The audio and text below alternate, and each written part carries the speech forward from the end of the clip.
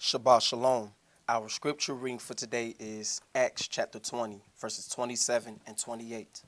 For I have not shunned to declare unto you all the counsel of Elohim.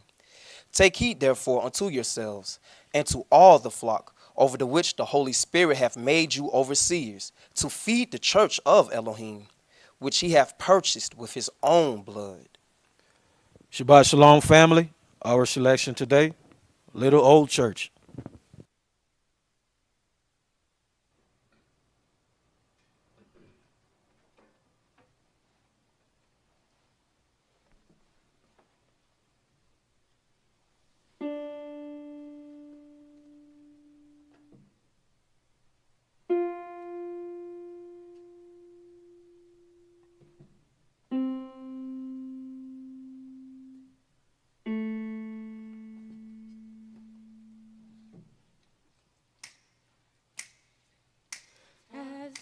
As I let my mind run back, oh yeah, I can see the little old church over there, sitting by the railroad track. Just a little shabby old place, we used to sing Amazing Grace. And talk about a good time. Oh yeah, we used to have a good time. Somebody would put up a tent, yes they would, in an open field. Oh yeah, folks would come from everywhere, traveling over rocks and rills. Very little money was raised, but many, many souls were saved. And talk about a good time. Oh yeah, we used to have a good time. As I let my mind run back, oh yeah, I can see the little old church over there, sitting by the railroad track. Just a little shabby old place, we used to sing Amazing Grace. And talk about a good time. Oh yeah, we used to have a good time. Somebody would put up a tent, yes they would, in an open field. Oh yeah, folks would come from everywhere, traveling over rocks and rills.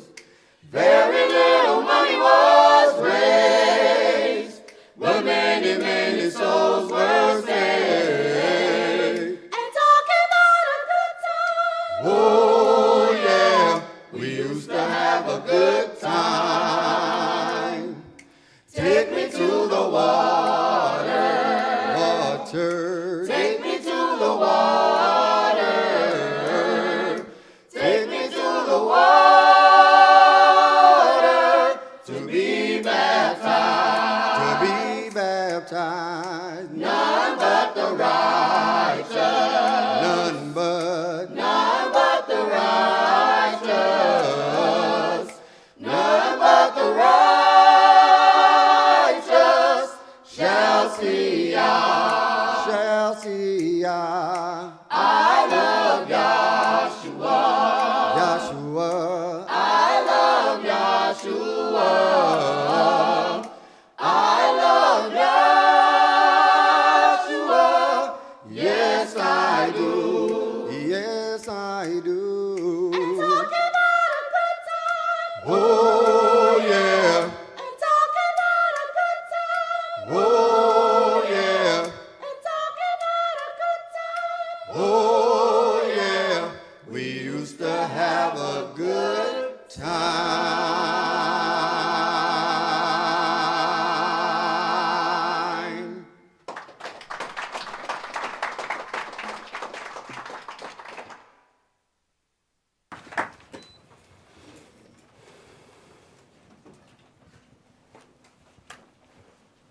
The oracles of the UCI. 1 Peter chapter 4, verses 7 through 11. But the end of all things is at hand. Be you therefore sober and watch unto prayer. And above all things have fervent love among yourselves, for love shall cover the multitude of sins. Use hospitality one to another without grudging. As every man has received the gift, even so minister the same one to another as good stewards of the manifold grace of Elohim. If any man speak, let him speak as the oracles of Elohim. If any man minister, let him do it as of the ability which Elohim gives, that Elohim in all things may be glorified through Yahshua the Mashiach, to whom be praise and dominion forever and ever. Amen. Ephesians chapter 4, verses 29 through chapter 5 and verse 4. Let no corrupt communication proceed out of your mouth, but that which is good to the use of edifying, that it may minister grace unto the hearers. And grieve not the Holy Spirit of Elohim, whereby you are sealed until the day of redemption. Let all bitterness and wrath and anger and clamor and evil speaking be put away from you with all malice. And be you kind one to another, tender-hearted, forgiving one another, even as Elohim for Yahshua's sake has forgiven you. Be you therefore followers of Elohim, as their children, and walk in love, as the Mashiach also have loved us, and has given himself for us an offering and sacrifice to Elohim for a sweet-smelling savor. But fornication and all uncleanness or covetousness, let it not be once named among you as becomes saints. Neither filthiness, nor foolish talking, nor jesting, which are not convenient, but rather giving of thanks. Ecclesiastes chapter 5, verses 1 and 2. Keep your foot when you go to the house of Elohim, and be more ready to hear than to give the sacrifice of fools, for they consider not that they do evil. Be not rash with your mouth, and let not your heart be hasty to utter anything before Elohim. For Elohim is in heaven, and you up on earth. Therefore, let your words be few. Exodus chapter 23, verses 20 and 21.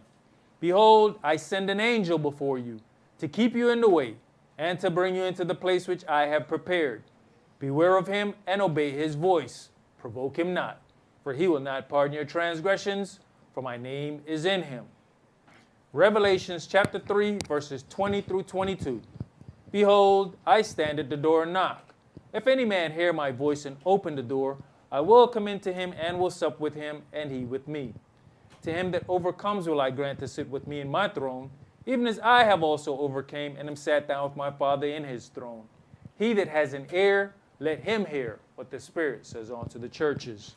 All right. Shabbat Shalom, Shabbat Shalom.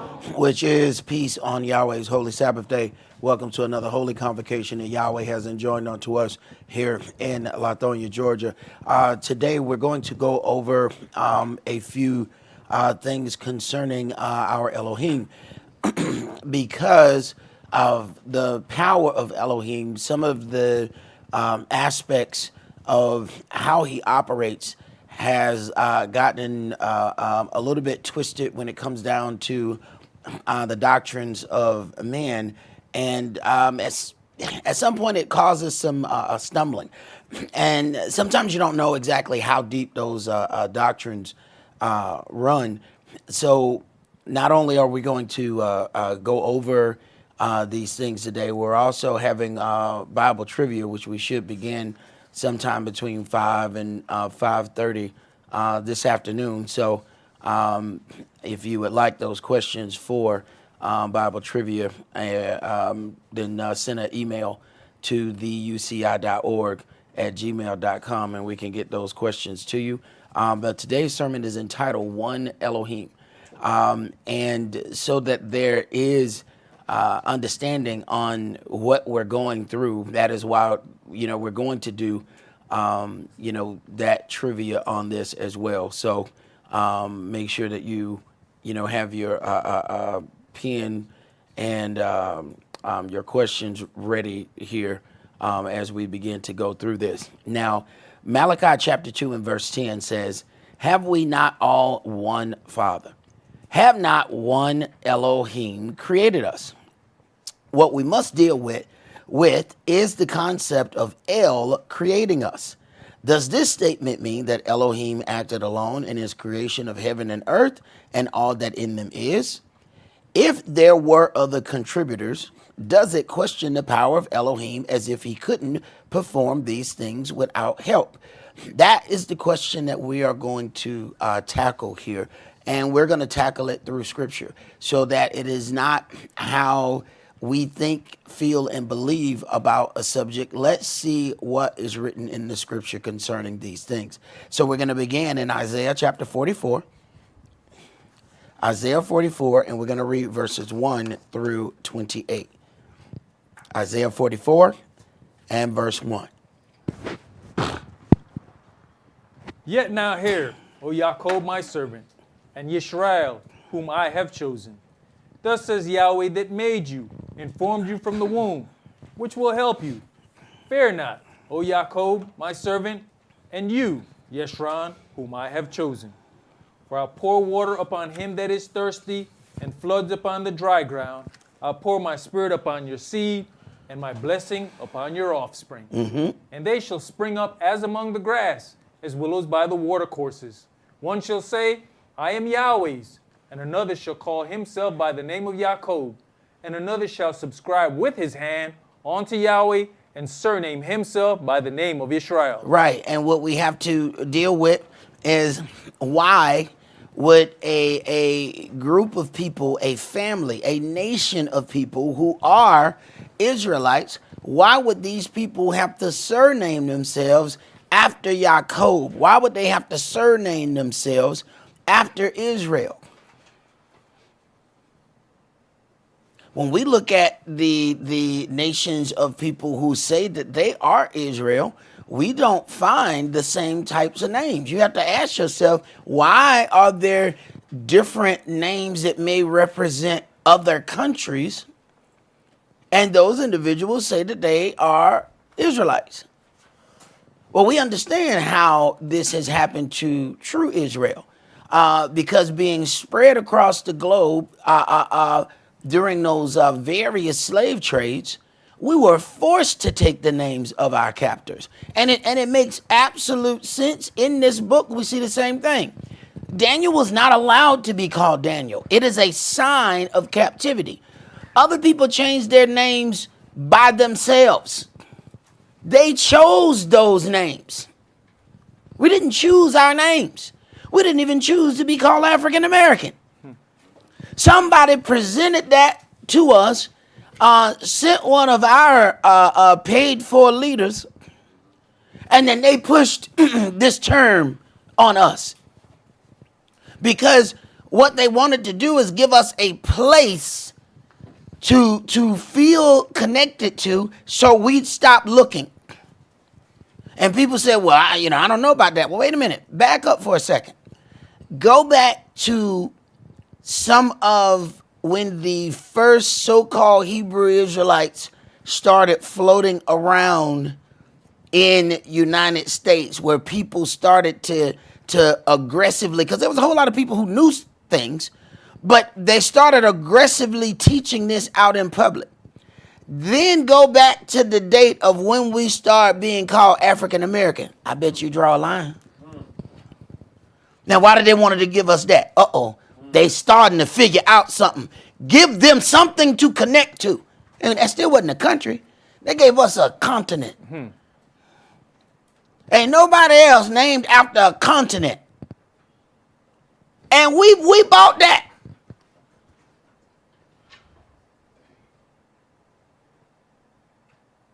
But all of that was given to us for a reason. Because after we began to figure out who we are, we realized that, wait a minute, the names that we carry are glorifying the gods of other nations. The heathen said it openly. I named him Belteshazzar after the name of my God. He wasn't hinting at it. What did they tell Kunta Kinte? You need to take your Christian name. Okay. And we don't understand. We walk around with the Christian name, and we walk with our chest poked out. And that name only shows that you don't know who you are. They love for you to come up before them and proclaim that. This guy has no idea who he is. That's how they looking at us. You have no idea who you are. But being in captivity, which we are, Daniel understood how to roll in both. He said, all right, while I'm around you, I'm going to answer the Belteshazzar. But I tell you what, as soon as I get around to my folk, they going to call me Daniel. See? So them brothers said, I answer the Shadrach, Meshach, and Abednego while I'm amongst you. But when I get around my people, it's Hananiah, Azariah, and Mishael. So even in the midst of captivity, they know who they were. Our problem is we believe in the wrong name. We boasted on the wrong one. Go ahead, Priest. Verse 6. Thus says Yahweh, the King of Israel, and his Redeemer, Yahweh of hosts. I am the first, and I am the last, and beside me there is no Elohim. Now, this right here gets a lot, and why we have to deal with this is because there's various doctrines dealing with, beside me, there's no Elohim. Now, some people then take that to say that there's no other God, period, that can exist. Yet, Yahweh's, one of his main things is you shall not worship any other gods before me. Wait a minute now. If there are no gods, then why is there a commandment not to worship any? You can't give me a commandment that the object don't exist. Don't you eat from that tree. What tree? Well, ain't no tree. Well, why the hell is that commandment? Not to eat from the tree. There ain't no tree. How the hell I'm gonna eat from the tree? There ain't no damn tree. I can't eat from the tree. The tree don't exist. I can't possibly break that commandment because the item that is supposed to be there ain't there. So did he just give us an empty commandment? Because he didn't have nothing else to do. Why is this commandment here? This commandment doesn't make sense. You shall not worship any other gods. Okay. Go ahead, priest. You gotta look at our state and where we're at. And this statement, don't worship any other gods. If we are seeing an angel in his full form, what is he to us? A god. Exactly. A god. He can do things you cannot do. What did Lucifer automatically want? Bow down and worship me. Did he want you to worship him as a man? No, he wanted you to worship him as a god. Go ahead.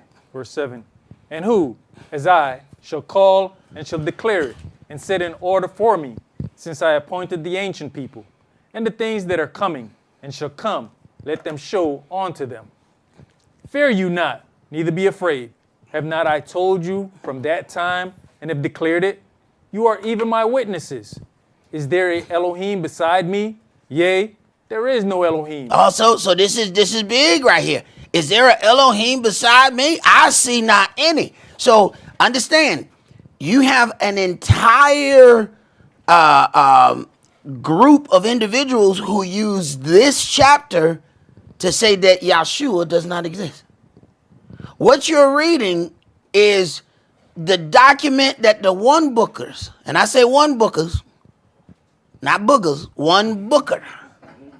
All right, let me slow that down. One booker. All right, now one booker is a group of individuals who believe up until Malachi. Nothing else beyond this way doesn't exist. So everything that's this is what they call their one book, because they're only into the Old Testament. So none of this exists to them, and this is the chapter that they use to justify that teaching. But that they're not the only ones, because there's other people who don't believe in Yahshua having the power of a God, they don't accept that, and they use Isaiah 44 as one of their main core things to push that doctrine. So understand, you're dealing with multiple things here. Go ahead. I know not any. Verse 9. They that make a graven image are all of them vanity. Now, do you understand where he goes right here? You need to pay attention. He goes, is there an Elohim beside me? Yea, there is no Elohim, I know not any. Very next verse. They that make a graven image. Now he's talking about them making a God. Make sure you don't miss the context when something is being read. Because at this point, he's dealing with the graven images of man making their own God. Go ahead. And their delectable things shall not profit, and they are their own witnesses. They see not, nor know, that they may be ashamed. Who has formed a God, or molten a graven image, that is profitable for nothing? Behold, all his fellows shall be ashamed, and the workmen, they are of men. Let them all be gathered together. Let them stand up, yet they shall fare, and they shall be ashamed together. The smith with the tongs both worketh in the coals, and fashioneth it with hammers, and worketh it with the strength of his arms. Yea, he is hungry, and his strength fails. He drinks no water, and is faint. Okay, the point that he's making is a man that's making an idol is a man. The smith with the tongs both work is in the coals, so he heats it up that he may form it how he wants to. He's a God, but he tired and he thirsty. But he made his own God. Mm-hmm. Now he tired, he thirsty, and then he make a God that he gonna pray to. Yeah, but if you're the maker of the God, and you tired and you thirsty,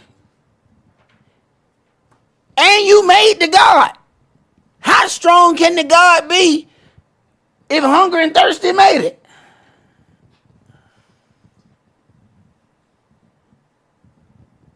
See, some folks don't even know when they're being ridiculed. Oh, Yahweh's ridiculing. Like, are you serious right now? You mean you made your God? And then you gonna pray to something you made? Why would you ask it if you made it? That's like the folk who let their children run them.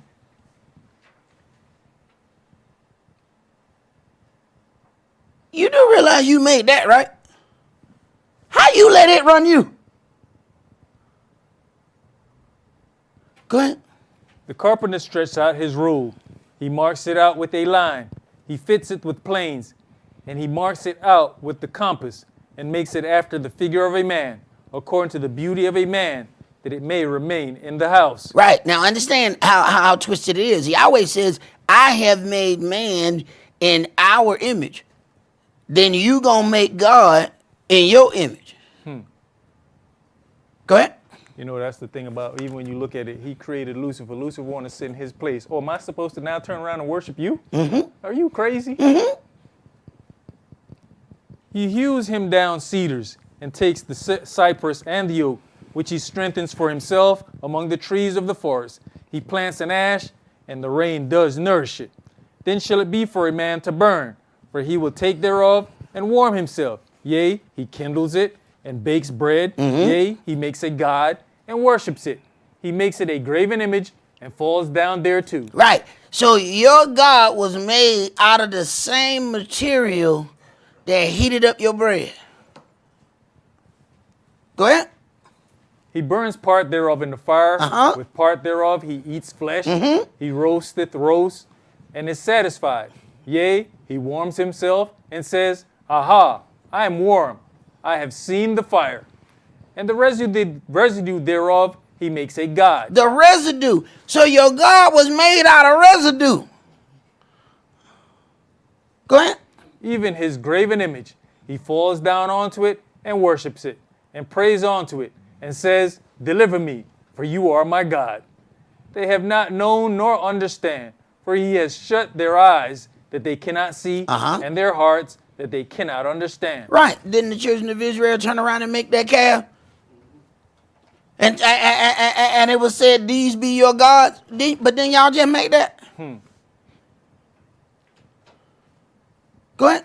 And none considers in his heart, neither is there knowledge nor understanding to say, I have burnt part of it in the fire. Yea, I also have baked bread upon the coals thereof. I have roasted flesh and eaten it. And shall I make the residue thereof an abomination? Shall I fall down to the stock of a tree? Uh-huh. He feedeth on ashes and deceives. A deceived heart has turned him aside. A deceived heart has turned him aside. The deceived heart has made one turn and they believe that they are right. Why? Because the deceived heart told them, turn their way. Go ahead. You say, shall I fall down to the stock of a tree? And everywhere you turn, people got these crosses on their neck or these big old crosses in front of the church, and you can't tell them nothing about it. Mm-hmm. Can't tell them nothing about it. Go right down the street, you're going to run into three of them. That he cannot deliver his soul, nor say, is there not a lie in my right hand? Remember these, O Jacob and Israel, for you are my servant. I have formed you. You are my servant, O Israel. You shall not be forgotten of me. I have blotted out as a thick cloud your transgressions, and as a cloud your sins. Return unto me, for I have redeemed you. Sing, O you heavens, for Yahweh has done it. Shout, you lower parts of the earth. Break forth into singing, you mountains, O forest, and every tree therein. For Yahweh has redeemed Jacob and glorified himself in Israel. Uh-huh. Thus says Yahweh, your Redeemer, and he that formed you from the womb. I am Yahweh that makes all things, that stretched forth the heavens alone, that spreadeth abroad the earth by myself. All right. So we got a lot of rich things in here. I have done this alone by myself. Go ahead. That frustrateth the tokens of the liars, and makes diviners mad, that turns wise men backward, and maketh their knowledge foolish, that conformeth the word of his servant, and performeth the counsel of his messengers, that says to Jerusalem, you shall be inhabited, and to the cities of Yehuda, you shall be built, and I will raise up the decayed places thereof, that says to the deep, be dry, and I will dry up your rivers, that says of Cyrus, he is my shepherd, and shall perform all my pleasure, even saying to Jerusalem, you shall be built, and to the temple, your foundation shall be laid. And what's interesting about that is at any given time when Yahweh wants to perform something, he then uses a man, and then that man is his servant as long as that man is performing the will of Yahweh. And that is not limited to just the children of Israel. He chooses whom he chooses. Now let's go to Genesis chapter 1. Because we have a lot of I myself alone that we need to deal with. So Genesis chapter 1, and we're going to start that at verse 1.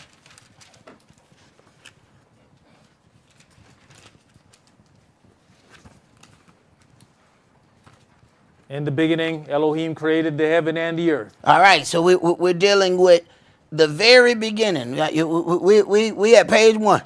Go ahead. And the earth was without form and void. Uh-huh. And darkness was upon the face of the deep, and the spirit of Elohim moved upon the face of the waters. Uh-huh. And Elohim said, let there be light, and there was light. And Elohim saw the light, that it was good. And Elohim divided the light from the darkness. And Elohim called the light day, and the darkness he called night. Now, understand that all of this is being given to Moshe, but Moshe's not there when it happened.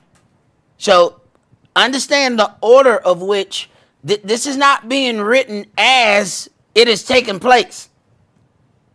So he's given an overall view of what has previously taken place. So don't think that all of this is just happening. He's given him a time elapsed view. Go ahead. And the evening and the morning were the first day. And Elohim said, let there be a firmament in the midst of the waters, and let it divide the waters from the waters. And Elohim made the firmament, and divided the waters which were under the firmament from the waters which were above the firmament, and it was so. And Elohim called the firmament heaven, and the evening and the morning were the second day. All right, so we're getting various parts of the creation here. All right, now we're hearing first day, second day. Whose days are these? Yahweh's days. So when we deal with a day as it pertains to Elohim, how many of our years is included in one of his days? 1,000. See? So we have to, it may be way more than thousands. We don't have a measuring tool for that. See? We don't let that one day as 1,000 years. That's when he dealing with something. That ain't got nothing to do with his creation on his day. We're dealing with something. There's no concept of man at this point. Just him and his creation. And whomever he has helping. Keep reading. And Elohim said, let the waters under the heaven be gathered together onto one place, and let the dry land appear. And it was so. And Elohim called the dry land earth, and the gathering together of the waters called he seas. And Elohim saw that it was good. And Elohim said, let the earth bring forth grass, the herb yielding seed, and the fruit tree yielding fruit after his kind, whose seed is in itself, upon the earth. And it was so. And the earth brought forth grass, and herb yielding seed after his kind, and the tree yielding fruit, whose seed was in itself, after his kind. And Elohim saw that it was good. And the evening and the morning were the third day. Now, you notice that the adversary and his people have begun to change all of these foundation points that are here. It says the earth, let the earth bring forth grass, and the herb yielding seed, and the fruit tree yielding fruit after his kind, whose seed is in itself. What did the adversary, the devil, do? Make stuff that was seedless.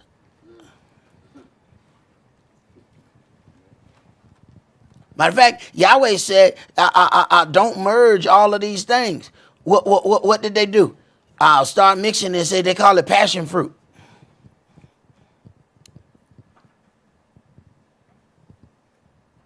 So the very thing that Yahweh has set up, the adversary, the devil, has tried to erase. Now they have seeds that will only work for one season, and then you have to turn around and buy another set of seeds the next year. Who would do such a thing? Go ahead. Verse 14.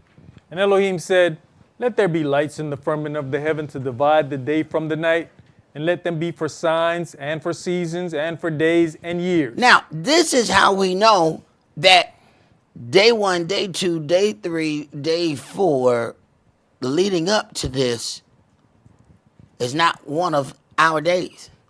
We just got a separation between the day. Now, how in the hell was the day separated on day 1 if he just now made the light? So who day we dealing with? See, this is a way for you to have a separation. It wasn't for him. He didn't need that. You need that. Go ahead. And let them be for lights in the firmament of the heavens to give light upon the earth. And it was so.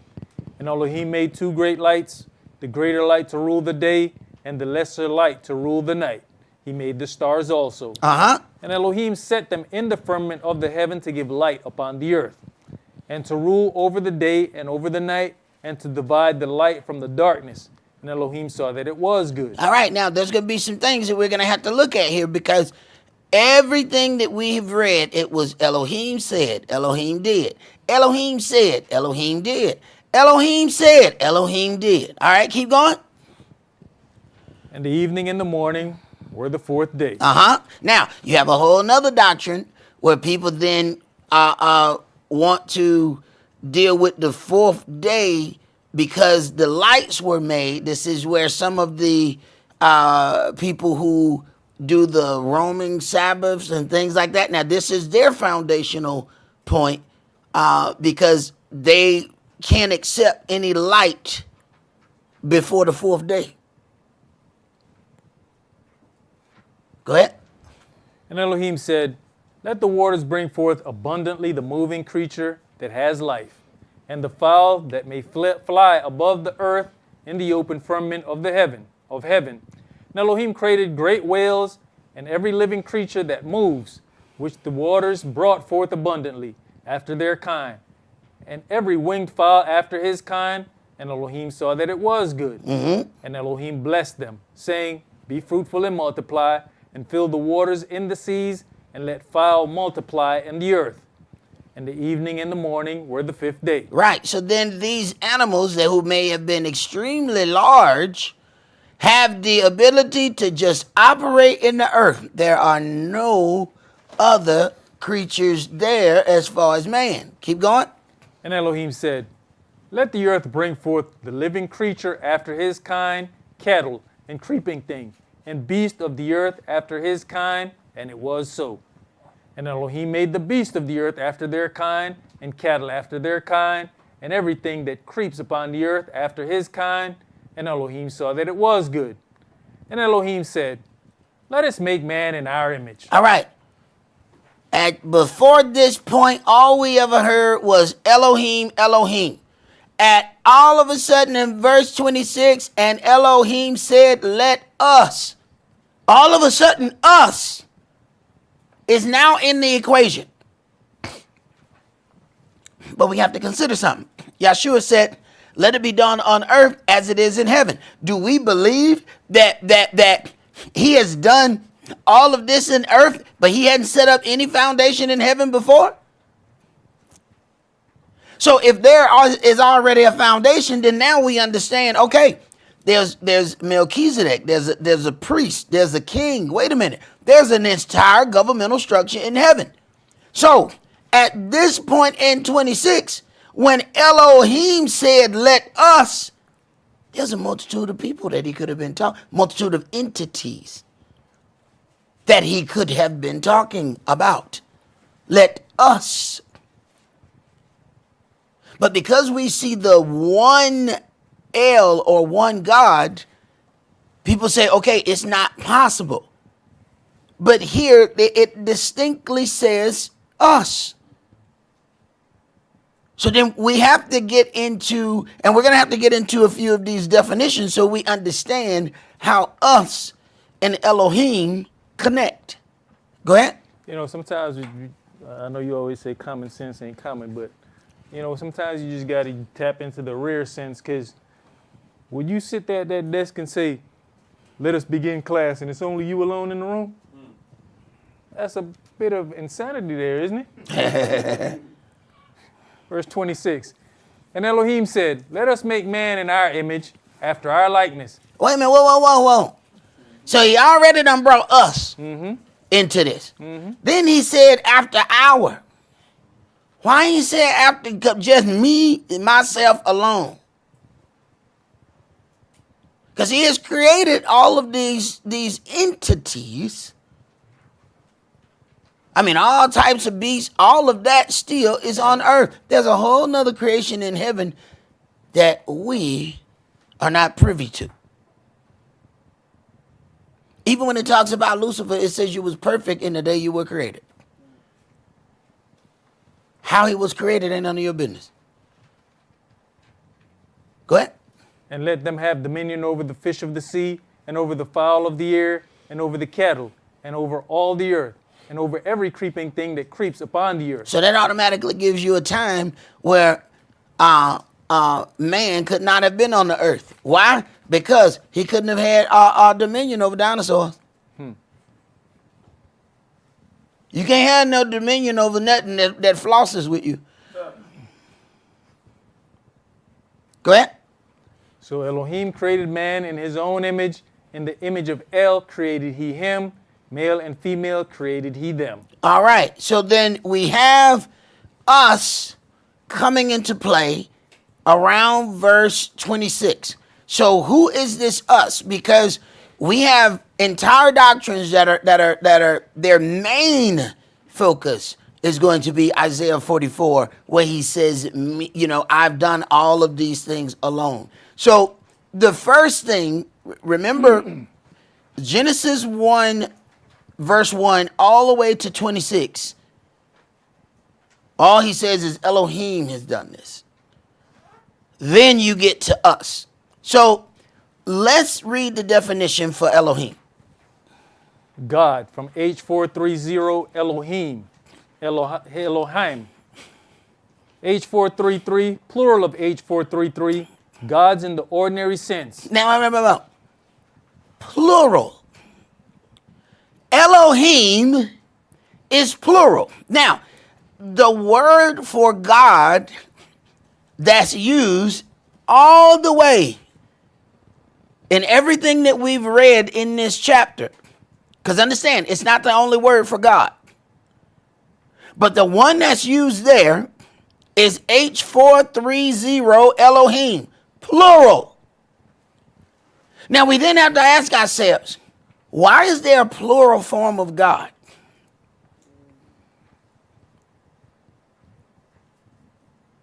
Keep reading. But specifically used in the plural thus, especially with the article of the supreme God, occasionally applied by way of difference to magistrates. Wait a minute. Occasionally applied by the way of difference to magistrates. Now we're talking about a governmental system. Go ahead. And sometimes as a superlative. Angels. Angels. Wait a minute. So when he says then Elohim has done this and it's plural, then he could have very well been talking about the angels as well. Because I always have to go back to this right here. The owner of Firestone will not come out of his office to change your tie. He owned the business. He is not the one changing the tires. But every tire bears his name.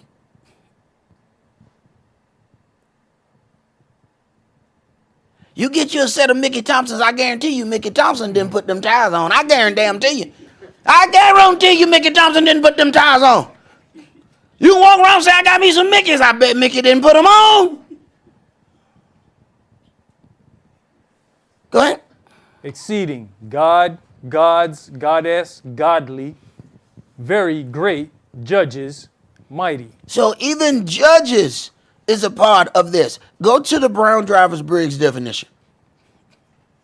Rulers, plural, rulers, judges, divine ones, angels, gods. Gods. Now,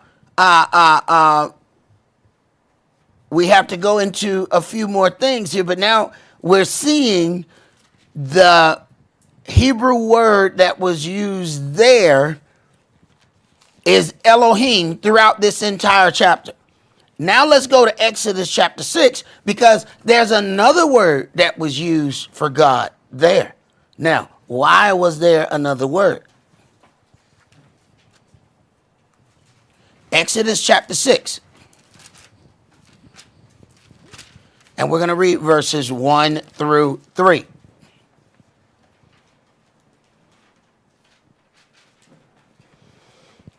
Verse 1.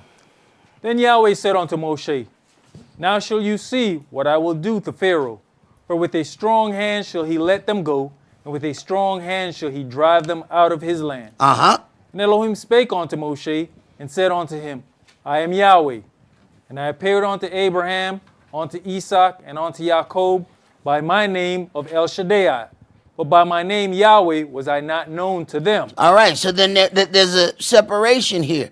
And I appeared unto Abraham, unto Esaac, and unto Jacob as El Shaddai. That's what God Almighty is, El Shaddai. So now let's look, when it says God, let's look up that, because Almighty is Shaddai. Let's see what God is. Read the definition that's used here. Because it's not the same one that was used in the entire Genesis chapter 1. Go ahead. El And this is what's the number? H410. H410. Remember, the other one was H430. Okay? Now, this one is H410. Go ahead. L. Wait a minute. L. Before we had Elohim. Elohim is plural. L is something else. Go ahead. You know, it's interesting the way they wrote L here, because you see, the word would be ginger ale, right? Not ginger ale. As people like to put al at the end of it. Right. It's ale. Right. Shortened from H352. Strength as adjective mighty, especially or almighty, but used also of any deity. God, goodly, great, idol, mighty, mighty one, power, strong. Compare names in L. Compare names in L. So then when he says El Shaddai, then they only knew God Almighty or El Shaddai. So we then have El, then this is where it gets interesting. So to understand Elohim in the plural sense, we must understand what an entity is. An entity refers to a person or organization possessing separate and distinct legal rights, such as an individual, partnership, or corporation. The company of Coca-Cola is a distinct entity by itself, but yet consists of many separate persons who operate under its banner. We need to understand when we hear Elohim, that everything working under him falls under this category. So you're not going to get a situation where the actual owner or CEO has to physically put together each product. So there are people who operate on that person's behalf and then stamp their name. See, there's a company that has the right to make Cooper tires and put Cooper on it. Cooper didn't actually have to come and put his name on each tire. Pirelli didn't have to come and put his name on each tire.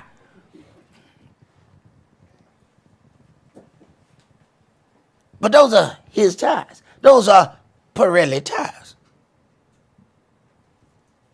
So understand what we're dealing with here. Let's go to Exodus chapter 23. You know, as we're doing that, you know, we don't even look at something as simple as buying a cell phone. You've got a T-Mobile retail store versus a T-Mobile authorized reseller. And what one can do, the other one might not have the power to do. You got that right. And you find out when you go to the wrong one. Oh no, we can't do that. What? What you talking about, man? You got. It say Verizon on the building. Yeah, but we not that kind of Verizon. What do you mean you not that kind? So you for lying then? Hey, what you doing? Take that sign down. No, you're gonna have to go to an authorized dealer for that. So what are you? I'm authorized to sell. Oh, but they gave you authorization to use the name? Yes. Oh. So you have rights to use their name as if you are them. But upon deeper questioning, we find out that you are not them. Interesting. Isn't that interesting? All right, let's go. Exodus chapter 23, and let's start at verse 20.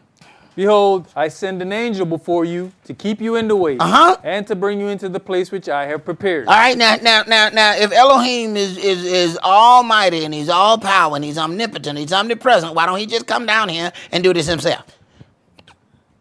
I mean, if there's no God beside him, and I mean, he don't need nothing. See, what we do is take some things out of context and not understand what he's saying. Go ahead. You know, you just brought up a interesting point there. You know, that's the most of our downfall as Hebrews. Because we can't see how he has a corporation, we end up going into business and we run ourselves ragged trying to do everything ourselves. Yep. Yep. And what we do is we want to own 100% of that little raggedy corner store, and not understanding owning 10% of Microsoft will take care of you and your family for the rest of your life. But we got to be 100% owner of the raggedy thing on the corner, because we won't understand a corporation. We have been taught not to understand it. Go ahead. Verse 21. Beware of him and obey his voice, provoke him not. Obey his voice now. All right, go ahead. For he will not pardon your transgressions. For my name is in him. Wait a minute. Wait, now we got a problem. He, then my. Wait a minute. My name is in him. Wait a minute. So then, we dealing with an authorized dealer of Yahweh right here. He got an authorized dealer. He got a license to use Yahweh's name. We got an authorized dealer right here. Wait a minute.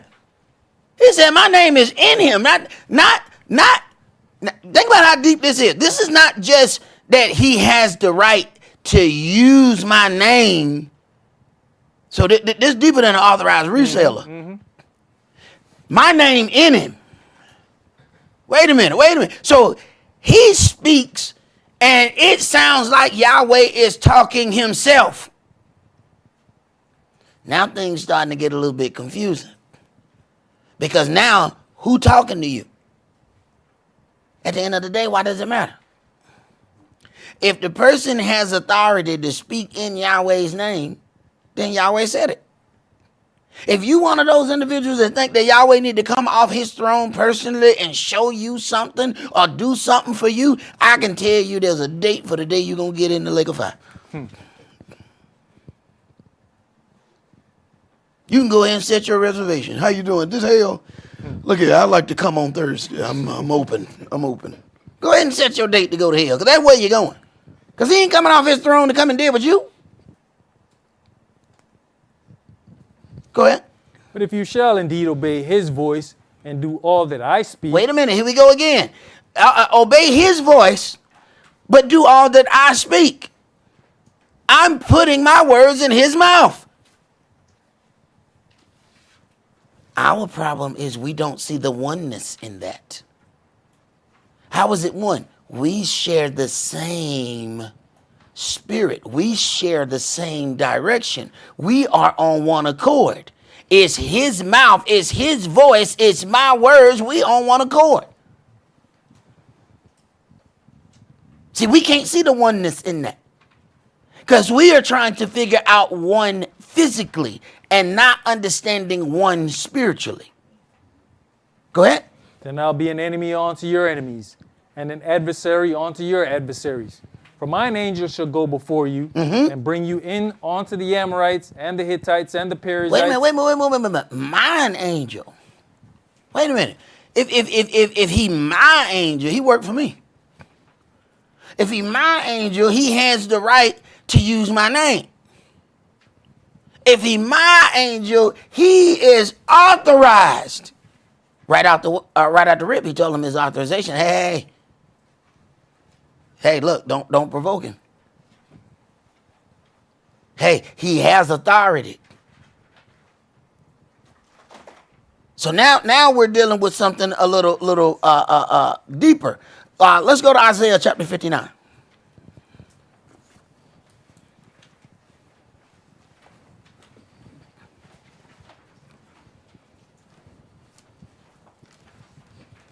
Isaiah chapter 59, and we're going to read verses 14 through 21.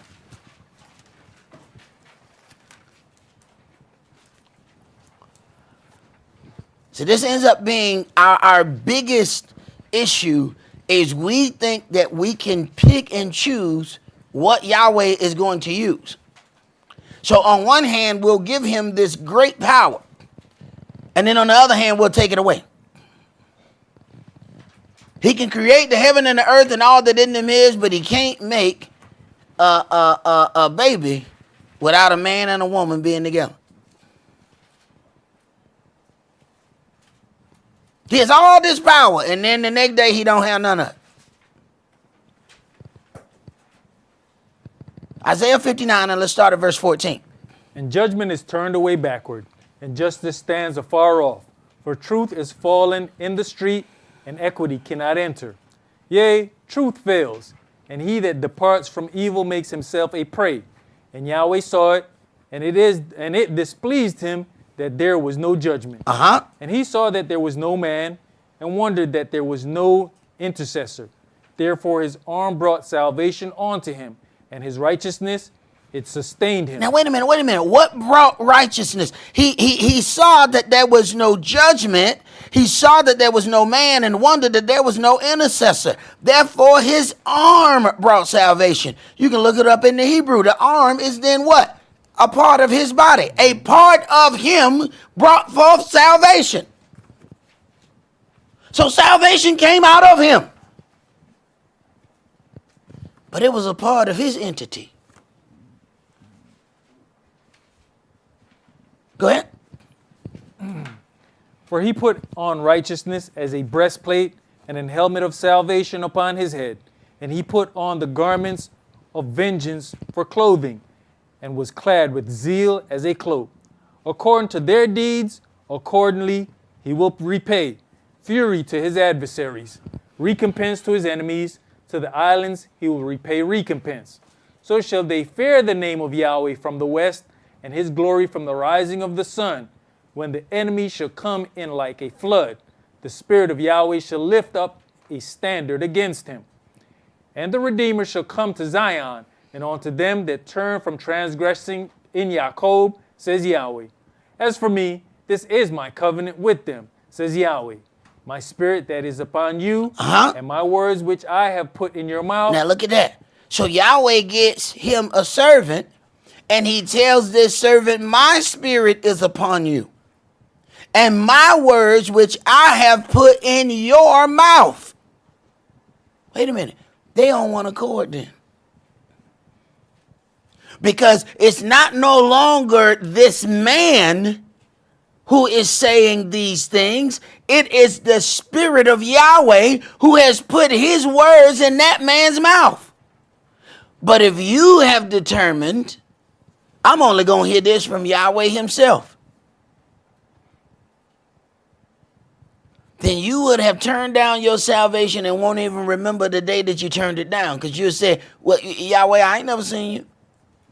When did I see you and I was disrespectful unto you? You didn't understand that when I sent such and such? Well, I was looking for you to come in wings. I mean, that man walked up. Right. Go ahead. Shall not depart out of your mouth, nor out of the mouth of your seed, nor out of the mouth of your seed, says Yahweh, from henceforth and forever. All right. Now let's go to Deuteronomy chapter 5.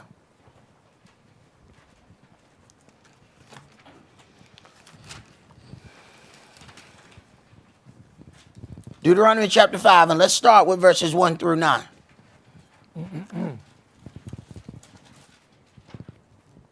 Moshe called all Israel and said unto them, Hear, O Israel, the statutes and judgments which I speak in your ears this day, that you may learn them and keep and do them. Yahweh our Elohim made a covenant with us in Horeb. Yahweh made not this covenant with our fathers, but with us, even us, who are all of us here alive this day. Yahweh talked with you face to face in the mount out of the midst of the fire. I stood between Yahweh and you at that time to show you the word of Yahweh, for you were afraid by reason of the fire and went not up into the mount. I stood between Yahweh and you at that time to show you the word of Yahweh, for you were afraid by reason of the fire and went not up unto the mount. Go ahead. I am Yahweh your Elohim, which brought you out of the land of Egypt from the house of bondage. You shall have no other gods before me. Why is that there? Why is that there? Stuff they learned in Egypt. Why he need to put that in there? Go ahead. You shall not make you any graven image, or any likeness of anything that is in heaven above, or that is in the earth beneath, or that is in the waters beneath the earth. You shall not bow down yourself unto them, nor serve them. For I, Yahweh, your Elohim, am a jealous hell. You know what? You know what? Let's say it's just on this earth, ain't nobody but you and Honey Boo Boo. Just you and Honey Boo Boo. Can you be a jealous man if you the only man?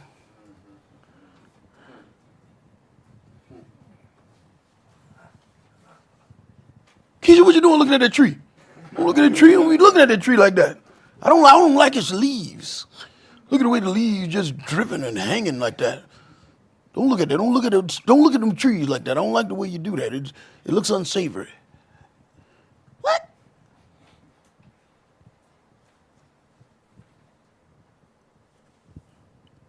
Go ahead, bro. Visiting the lawlessness of the fathers upon the children unto the third and fourth generation of them that hate me. All right, jump to verse 22.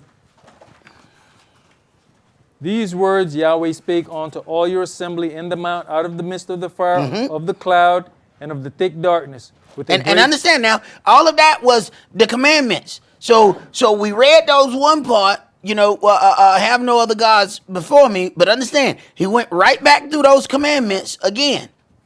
Because, Israel, we need clarity. So you can't just say nothing to us. You say something to us one time, yeah, you ain't really mean it. So then he got to say it again, and then he got to say it again, and then he got to say it again. Why? Because he know his people. Go ahead.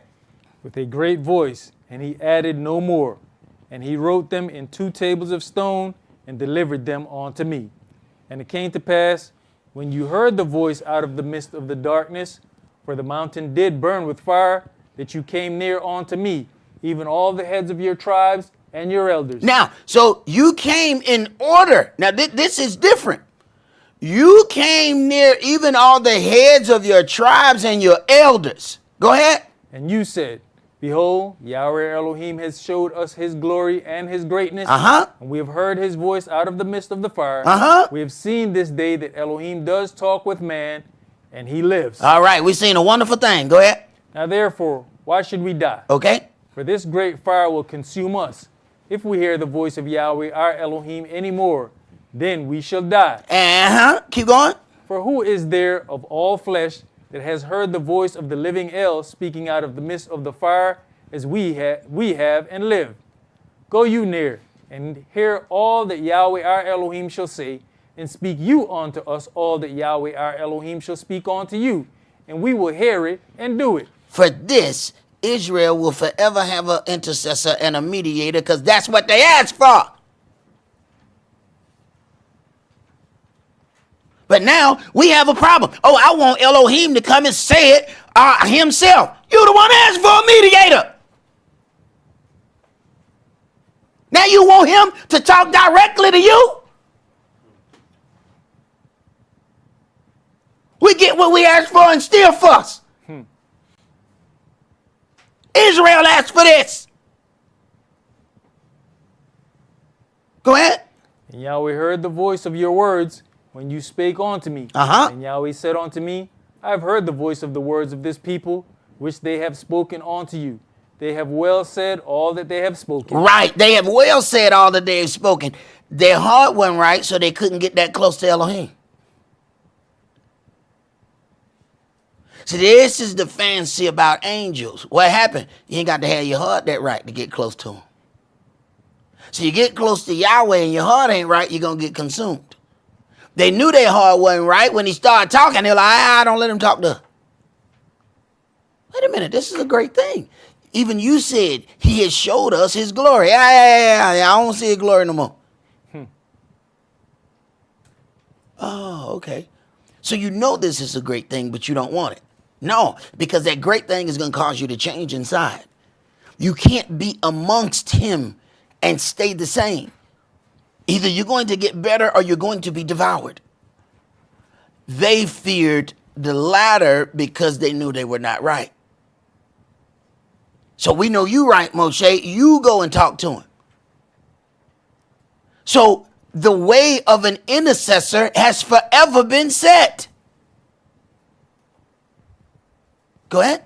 Oh, that there were such an heart in them, that they would fear me and keep all my commandments always, that it might be well with them and with their children forever. Go say to them, get you into your tents again. But as for you, stand you here by me, and I'll speak unto you all the commandments and the statutes and the judgments which you shall teach them, that they may do them in the land which I give them to possess it. Right.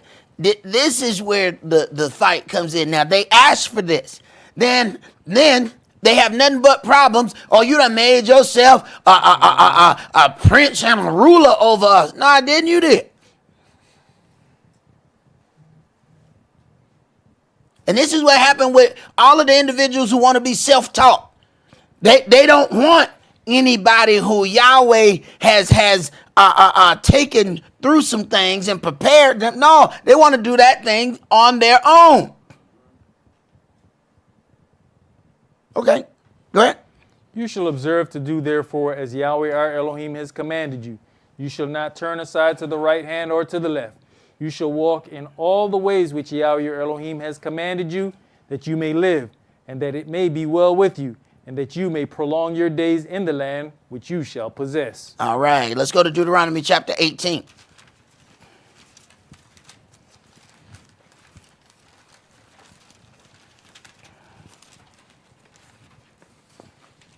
So the children of Israel have asked for this mediator.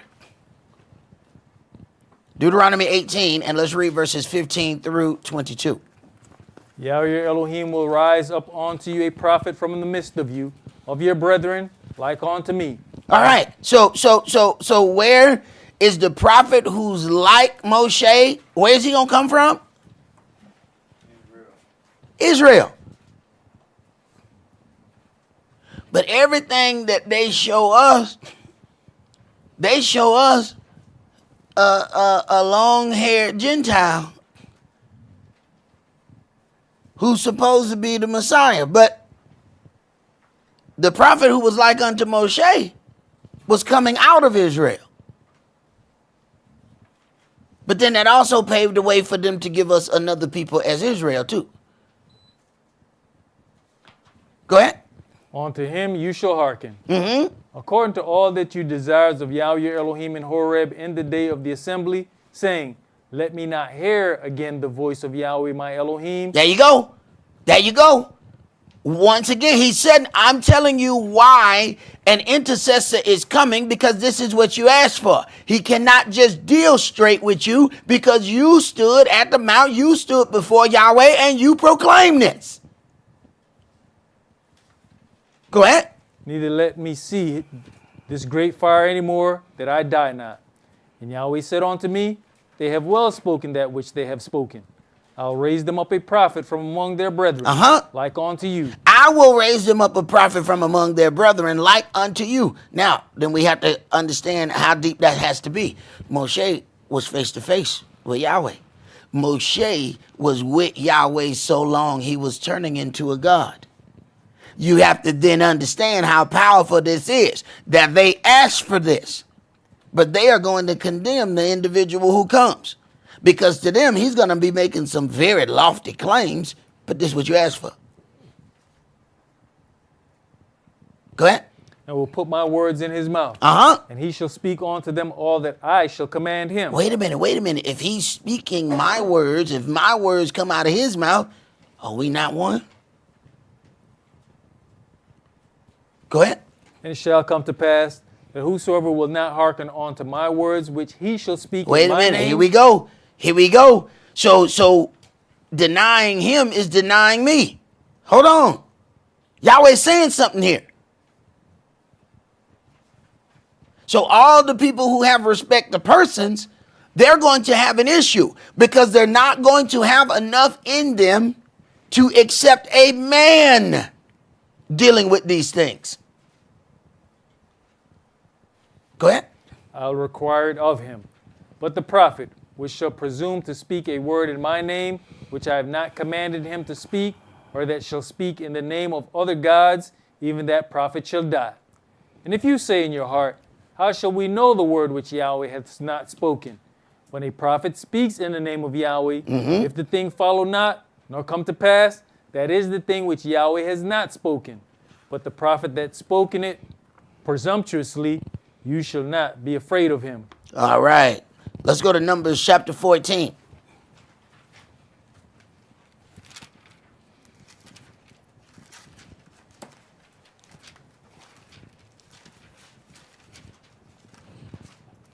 Numbers chapter 14. And we're going to read 11 through 28.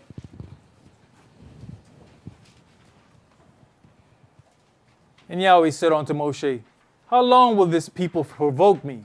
And how long will it be ere they believe me? For all the signs which I have showed among them, I'll smite them with the pestilence and disinherit them, and will make of you a great nation and mightier than they. He says the key word disinherit. He has put Israel in his will. But he said, you know what? I'm going to disinherit them. Because of their disobedience. Go ahead. And Moshe said unto Yahweh, then the Egyptians shall hear it, for you brought up this people in your might from among them. And they will tell it to the inhabitants of this land, for they have heard that you, Yahweh, are among this people, that you, Yahweh, are seen face to face, and that your cloud stands over them, and that you goeth before them, by daytime in a pillar of cloud, and in a pillar of fire by night. Right. So then the nations have witnessed this and said, now that they know the power of Yahweh is among these people, if Yahweh destroys these people, it's going to give him a bad name. Go ahead. Now if you shall kill all this people as one man, then the nations which heard the fame of you will speak, saying, because Yahweh was not able to bring this people into the land which he sware unto them, therefore he hath slain them in the wilderness. And now, I beseech you, let the power of my Adonai be great, according as you have spoken it. As you have spoken, saying, Yahweh is long-suffering and of great mercy, forgiving lawlessness and transgression, and by no means clearing the guilty, visiting the lawlessness of the fathers upon the children unto the third and fourth generation. Pardon, I beseech you, the lawlessness of this people according unto the greatness of your mercy, and as you have forgiven this people, from Egypt even until now. And Yahweh said, I have pardoned according to your word. All right, I've pardoned according to your word. So in other words, Moshe became an intercessor between them. He is mediating for them so that Yahweh does not destroy them. Go ahead. But as truly as I live, all the earth shall be filled with the glory of Yahweh. Because all those men which have seen my glory and my miracles, which I did in Egypt and in the wilderness, and have tempted me now these 10 times, and have not hearkened to my voice. Now, understand. You become more accountable when you have seen the miracles. Understand what he's saying. All right? Remember that there was what we said about a Sabbath or so ago. If there's an evil that's committed right there beside the altar, it carries more weight than if that same thing was done on the outside of that door. The location makes a difference. Now, understanding that they have understanding. They have seen his glory. He has shown them a portion of his power, and they still did what they wanted to do. Wait a minute. Your accountability is greater now. Go ahead. Surely they shall not see the land which I swear unto their fathers, neither shall any of them that provoked me see it. None of them that provoked him is going to see it. He's going to raise up children and let those children walk into the kingdom, but not the ones who saw the miracles and didn't receive it. Go ahead. But my servant Caleb, because he had another spirit with him, and has followed me fully, him will I bring into the land whereunto he went, and his seed shall possess it. Now the Amalekites and the Canaanites dwelt in the valley. Tomorrow turn you, and get you into the wilderness by the way of the Red Sea. And Yahweh spake unto Moshe and unto Aaron, saying, How long shall I bear with this evil congregation, which murmur against me? Now, when we murmur, we believe that we are murmuring against the leader, the teacher, or whoever. We don't consider that we're murmuring against Yahweh because we don't believe that the words that are coming out of the individual was put forth by Yahweh. So we think we have an issue with the man. And it's so easy to have an issue with the man. We will not open our mouths and say, you know, I can't stand Yahweh. He make me sick. But it's so easy for us to say, I can't stand Esaac. I can't stand Kish. He make me sick.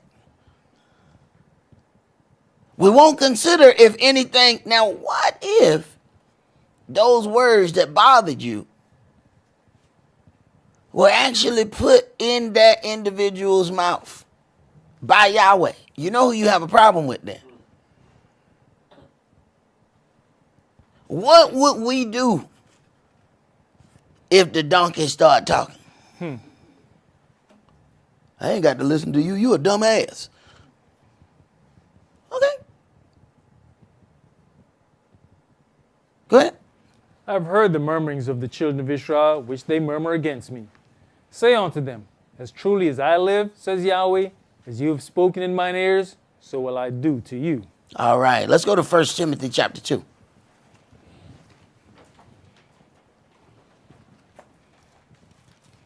It says, be careful, for some of you have entertained angels unawares. It's amazing that people are so into angel worship.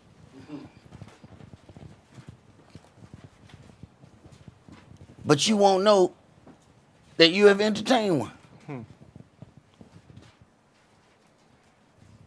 Now, if he was a giant, I should know that I entertain an angel. You know what I mean? When this 12-foot brother walk up on me, I should know something ain't right. 1 Timothy chapter 2, let's read verses 1 through 5. I exhort, therefore, that, first of all, supplications, prayers, intercessions, and giving of thanks be made for all men, for kings, and for all that are in authority, that we might lead a quiet and peaceable life in all godliness and honesty. For this is good and acceptable in the sight of Elohim our Savior, who will have all men to be saved and to come unto the knowledge of the truth. For there is no L, and Oh, read that again. pardon me, for there's one Elohim. But there's one Elohim. All right, so wait a minute. That sounds like what we heard before, right? Go ahead. And one mediator Wait a between minute. Elohim. Wait a minute.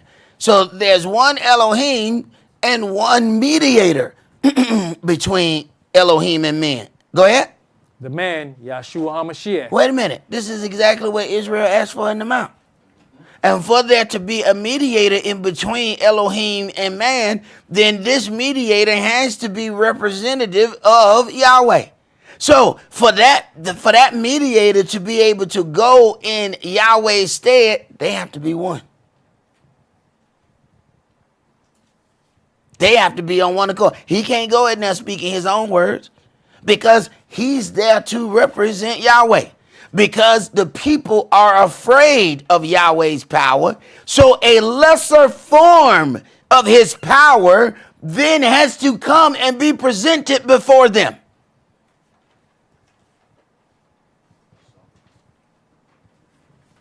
All right, bro, you finished that? Yeah, I mean, what we read earlier, what he said, my name is in him. Uh-huh. Yahshua. Right. And when you go to the angels, El is at the end of their names. Right. But see, we have so much, we take that angel worship too far. Let's go to John chapter 6. Instead of respecting the angel, we want to worship him. And we don't have but a couple real names of angels. All these other things, we can't tell where that come from. John chapter 6, and we're going to begin with verses 1 through 13. After these things, Yahshua went over the Sea of Galilee, which is the Sea of Tiberias. And a great multitude followed him, because they saw his miracles which he did on them that were diseased. A great multitude followed him because they saw his miracles. Those miracles are his works. Okay? Go ahead. And Yahshua went up into a mountain, and there he sat with his disciples. And the Passover, a feast of the Yehudims, was near.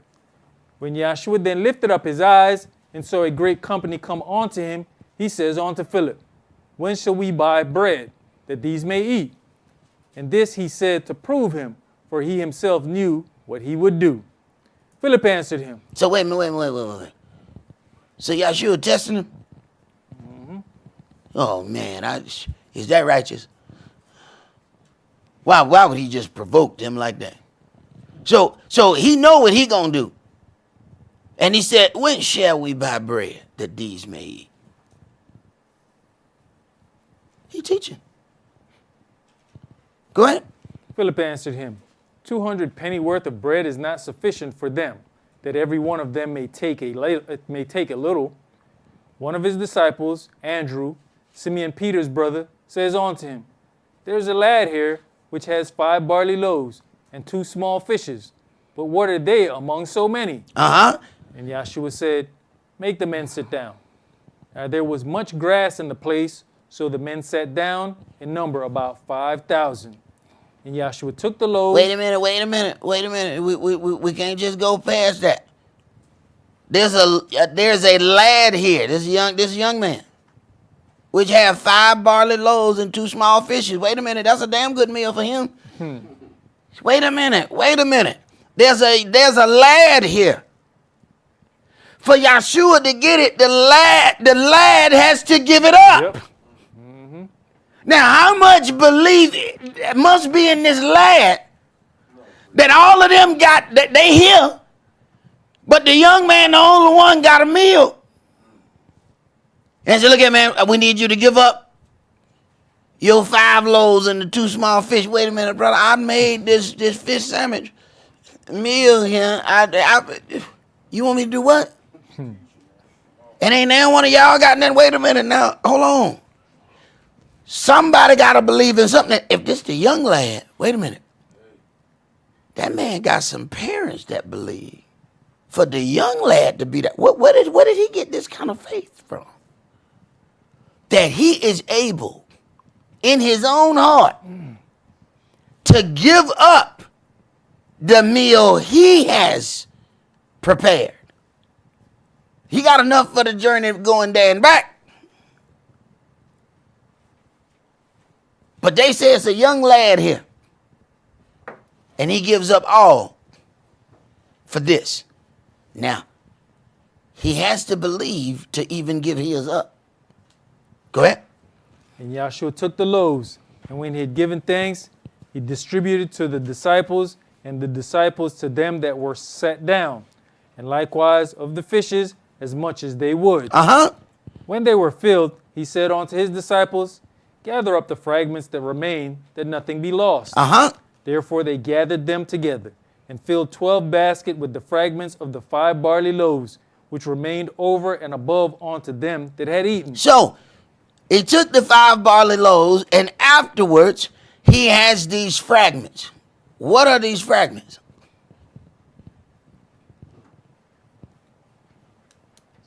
See, he's teaching. And he's already on another level. These 12 baskets are the 12 tribes of Israel.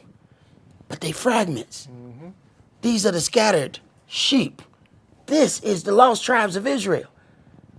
Now, go ask the people who so-called in the land and ask them about the lost tribes. They don't even want to discuss it. Yahshua discussing it. He already dealing with the fragmented part of the 12 tribes of Israel. But they don't even want to deal with it. Ask them about the lost tribes. They will tell you themselves that they only Judah and Benjamin. They don't even have the priests. They don't even have Levi. But they don't want to find the fragments. See, these fragments are the remnants that's been broken off from the loaves. Yahshua already saying, I'm going to gather them. You can do whatever you want to do. You can go ahead and break them up. You can devour them. You can eat them. But I tell you what, I'm going to gather up them fragments. Right. They don't even understand what's going on right here. Go ahead, brother. Can you look beyond that too and see that as a remnant? Of course. Okay. They fragments, right? Yep. Okay. They broken off, right? Yep. Okay. Okay. He didn't say 12 whole pieces of bread, did he? He said fragments. The fragments are left from the loaves. Right. Go ahead. That was it, verse. Let's jump to verse 26. Yahshua answered them and said, Verily, verily, I say unto you, you seek me not because you saw the miracles, but because you did eat of the loaves and were filled. Right. Everybody doesn't come to the congregation for the same reason. See, some just come that they may be able to spy out your liberties. Some come that they can just get knowledge so they can go and start their own thing. Before you know, you look up and they have a Christian church. Say, I learned all these great things from my father. Your father must have been named UCI. Go ahead. Labor not for the meat which perisheth, but for that meat which endures unto everlasting life, which the Son of Man shall give unto you. For him has Elohim the Father sealed. Then said they unto him, What shall we do, that we might work the works of Elohim?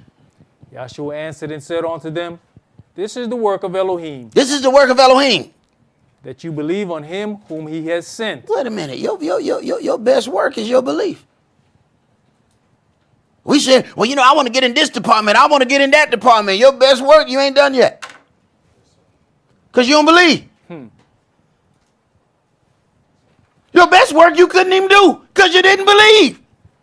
And when you don't believe, it is going to tarnish your other works.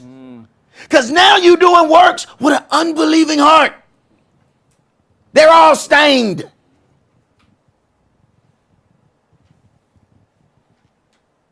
Works have to be done in belief. If they're done in unbelief, the work is no work. I mean, you clocked in, but you just hanging by the water cooler. Go ahead. They said therefore unto him, What sign showeth you then, that we may see and believe you? What does you work? Our fathers did eat manna in the desert, as it is written, He gave them bread from heaven to eat. Then Yahshua said unto them, Verily, verily, I say unto you, Moshe gave you not that bread from heaven, but my Father gives you the true bread from heaven. For the bread of Elohim is he which comes down from heaven and gives life unto the world. All right, so now we're about to cause some serious schism now, because he's on a different level. For the bread of Elohim is he which comes down from heaven and gives life unto the world. Go ahead. Then said they unto him, Ednei, evermore give us this bread. And Yahshua said unto them, I am the bread of life. He that comes to me shall never hunger, and he that believes on me shall never thirst. But I said unto you that you also have seen me and believe not.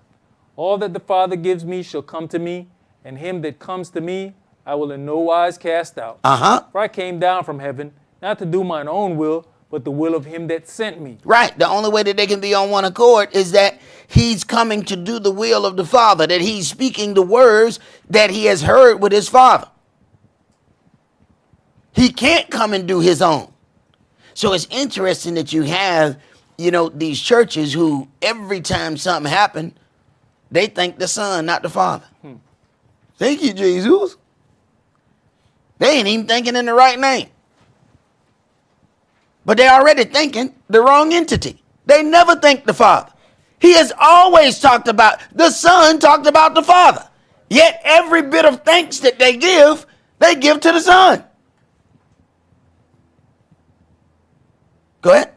And this is the Father's will which has sent me, that of all which he has given me I should lose nothing, but should raise it up again at the last day. Right. No matter who left Yahshua, he never lost a thing. Why? Because it was never what he was supposed to have to start with. Yeah, it was those who got upset and they walked away. They were never supposed to be there to start with.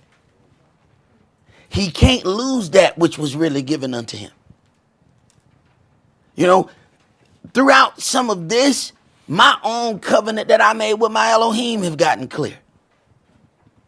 I said, Yahweh, I'll teach whomever you send. And then over the process of time, you have, this happened, and then you realize something. Oh, he didn't send all them. They said, sir, didn't you plant good seed in your field? Mm-hmm. Yeah. Well, why does it have tares? Oh, he said, an enemy planted those. Then I got it. I teach all that he sent. Everything that come through that door, he didn't send. Aha. Okay, I got it now. Go ahead. That was it. That was it. 39, yep. All right. Let's jump to hold your place right there in Yohanan chapter 6, and let's go to Matthew chapter 3.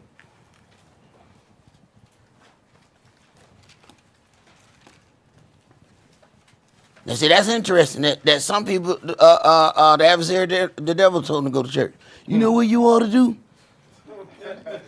If I was you, the way I do this is I go down there to the UCI and I just sit there. Yeah, that's what I do if I was you. Yeah, I'd go right down there. Okay. Matthew chapter 3, and let's read verses 13 through 17. Then comes Yahshua from Galilee to Jordan unto Yohanan to be baptized of him. But Yohanan forbade him, saying, I have need to be baptized of you, and come you to me? Yahshua answered, said unto him, suffer it to be so now, for thus it becomes us to fulfill all righteousness. Then he suffered him. And Yahshua, when he was baptized, went up straightway out of the water, and lo, the heavens were opened unto him, and he saw the Spirit of Elohim descending like a dove and lighting upon him. And this is why it can honestly be said that I came down from heaven. It is this Spirit that is descending upon him at that baptism. Now, this is a different entity. Now, all they see is the man, because this man is saying these things, but they don't recognize that the Spirit that descended out of heaven at that baptism, that's another entity. That's who's talking. But all they see is the man. Wait a minute, ain't this the same guy we know? What are you talking about? He the bread of heaven. So we have the bread, right? That bread then was broken off, and he gathered up 12 fragments. Well, who the bread? If the 12 fragments are the children of Israel, he the bread. Go ahead. And lo, a voice from heaven saying, this is my beloved Son, in whom I'm well pleased. Not the man that was there, the Spirit that descended from heaven and rested on that the body of Yahshua. Now he says, this is my Son. And see, we have a hard time dealing with that there's still one Elohim. Because this entity and everything that he has operates together. But there are other players in the midst. Because the same one that's saying this is my Son is not him. He ain't talking from heaven about himself on earth. But he himself is the Father in heaven, but he the Son in earth. And he pleased in himself in the earth while he is in heaven. I get dumber the more I say it. I can feel my IQ going lower. Let's go back to Yohanan chapter 6.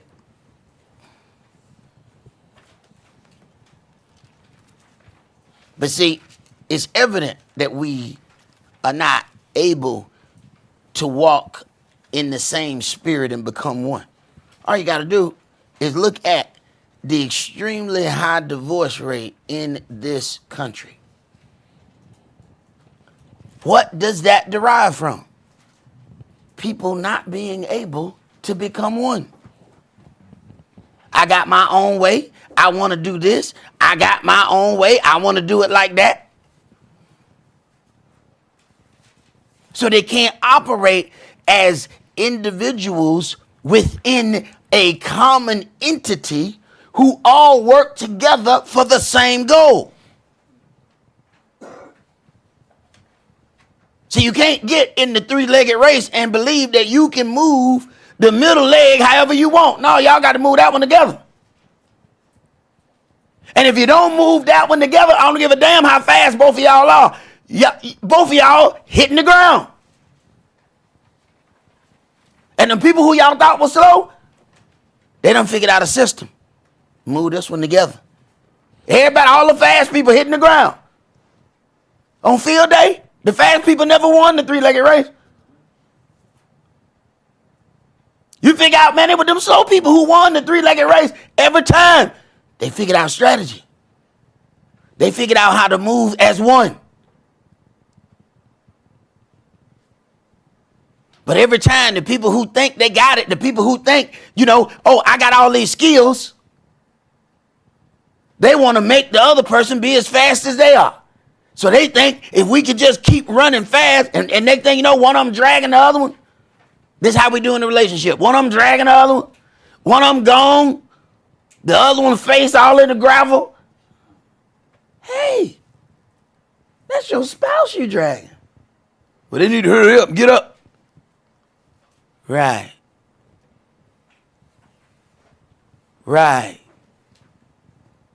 Go ahead. When you look at even the situation where Yahshua, once the Spirit enters into him, the next thing Yahshua goes and starts building his corporation. Mm-hmm. He starts getting the workers and starts training them. When he says but he never leaves out the Father, he says, you and me and I and them. Right. Hey, man, there's a hierarchy in a business. You got the CEO, you got CFO, you have the managers, you have supervisors, you have all these other departments. Yet we think that Yahweh is alone by himself and he got to do everything. But what kind of Elohim is he then? How can you be a king over all the earth and you have to do everything physically yourself? How are you a king then? Go ahead. Verse 40. Yohanan chapter 6 and verse 40. And this is the will of him that sent me, that everyone which sees the Son and believes on him may have everlasting life, and I'll raise him up at the last day. Uh-huh. The Yehudis then murmured at him because he said, I am the bread which came down from heaven. Uh-huh. And they said, is not this Yahshua, the son of Yosef, whose father and mother we know? How is it then that he says, I came down from heaven? So then wait a minute. Yahweh automatically puts a schism right there in the midst. Because let me tell you something. This would be easier if he had gone into some strange land where they did not know him.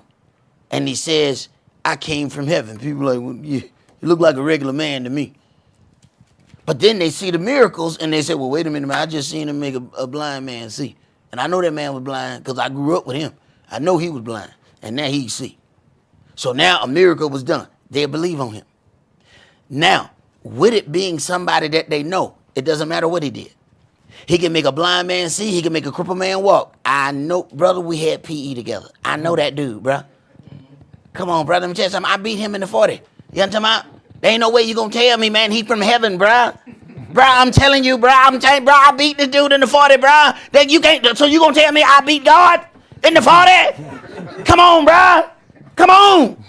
No, man, no. They couldn't accept him because they knew him. Familiarity breeds contempt. The more comfortable we get with someone, the more problems we have with them. Right. Go ahead. Yahshua therefore answered and said unto them, murmur not among yourselves. No man came to me except the Father which has sent me draw him. Right. They can't hear his word. And they don't know why they can't hear the word. They just can't hear it. Go ahead. and I'll raise him up at the last day. It is written in the prophets, and they shall be all taught of Elohim. Every man, therefore, that has heard and has learned of the Father comes on to me. Not that any man has seen the Father, save he which is of Elohim, he has seen the Father. Verily, verily, I say unto you, he that believes on me has everlasting life.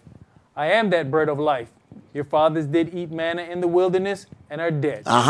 This is the bread which comes down from heaven, that a man may eat thereof and not die. I am the living bread which came down from heaven. If any man eat of this bread, he shall live forever. And the bread that I will give is my flesh, which I will give for the life of the world. Right. He will give his flesh because he will allow them to sacrifice him.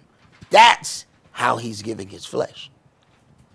But he's speaking in parables right there to them. And they are getting upset because he's speaking in a level that they can't comprehend. They are thinking directly physical and natural that he's going to give his flesh to eat. Man, we got dietary laws, bro. What's wrong with you? What kind of man coming here talking about, man, he going to give us his flesh? So they're getting angry. Go ahead. The Yehudims therefore strove among themselves, saying, how can this man give us his flesh to eat? Then Yahshua said unto them, verily, verily, I say unto you, except you eat the flesh of the Son of Man and drink his blood, you have no life in you. Now, he already had a problem with the flesh part. But then he's going to go even farther and talk about drink his blood. So he's purposely upsetting these people. Why? Because he want to get rid of the weak. We have gone sometimes purposely 4, 5, 6, 7 miles around out of the way to try not to offend somebody. So that we won't hurt their feelings. Yahshua gives a damn about their feelings.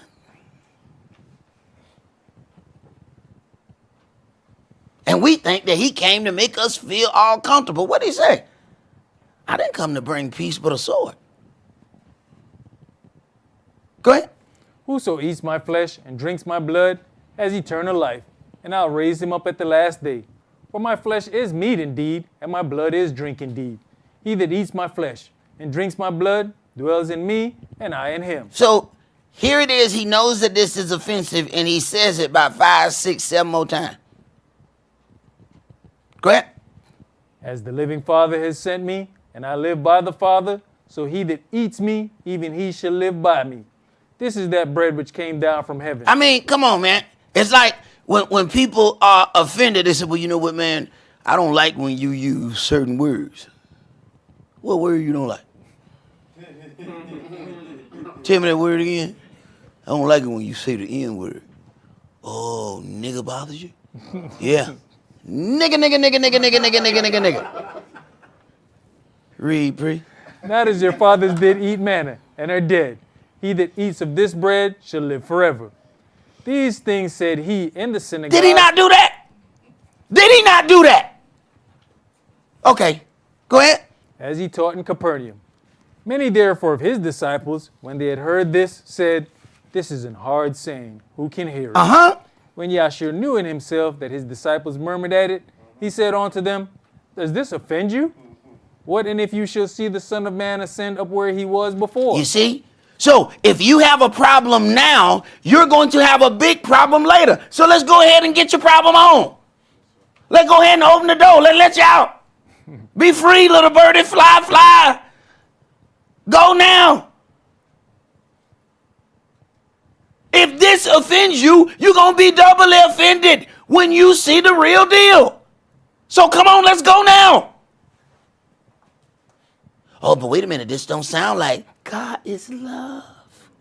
Wait a minute. Now, this is the New Testament we're reading, right? Mm-hmm. This is the New Testament. This ain't that old mean Old Testament God, is it? Because this seems pretty harsh. No, this the God is love God that we're reading right here. And he don't give a poop about nobody's feelings. He finds what they are offended at and says it over and over and over again.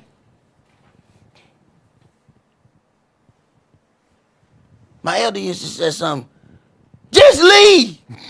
I said, what is wrong with this man? I said, this is the only place I ever been where the whole time he is trying to get rid of people. I mean, I sat down in the chair. He said, Shabbat Shalom, just leave. I said, what the hell is he? Is he talking to me? Who he talking to? From the minute I sat down. Oh, I get it now. But I didn't get it. But I didn't go nowhere. That's the difference. Go ahead. It is the spirit that quickens, the flesh profits nothing. The words that I speak unto you, they are spirit and they are life. But there are some of you that believe not. For Yahshua knew from the beginning who they were that believed not and who should betray him. And he said, therefore said I unto you, that no man can come unto me except it were given unto him of my Father. From that time, many of his disciples went back and walked no more with him. Then said Yahshua unto the 12, will you also go away? Will you also go away? Now he's down to what he has. Many of them have turned back. Go ahead. Then Simeon Peter answered him, Adonai, to whom shall we go? Right. We said we don't even consider that. He said, where am I gonna go? Okay, look, man, I don't understand this, but I tell you what, I know I ain't never heard no word like this nowhere else. So where am I gonna go? Where am I gonna go? Folks don't consider that. They don't consider that. They say, you know what? I can go get the word anywhere. And before you know it, they're howling at the moon. Go ahead. You ever watched that movie Officer and a Gentleman? Yeah. Where he kept riding them, and he at the end he just said, I ain't got nowhere else to go. I ain't got nowhere else to go. Hey. That's what some of us need to keep in mind. Where you gonna go? Well, what happened though, brother? If the training get too hard, some folks swear they Navy SEALs, but they couldn't finish boot camp. Boot camp got hard. How the hell you gonna be a SEAL? You might be a Navy penguin. But you damn sure ain't no SEAL. You damn sure ain't no SEAL. Hell, you couldn't get through basic training. Basic training was too rough for you. It's hot in these boots. Oh my God, I gotta carry this big old bag. Oh my God, there's sand in my boots.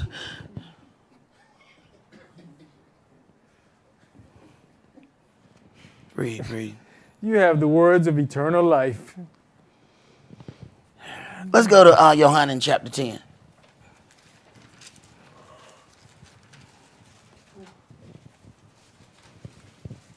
Yohanan chapter 10, and start at verse 1.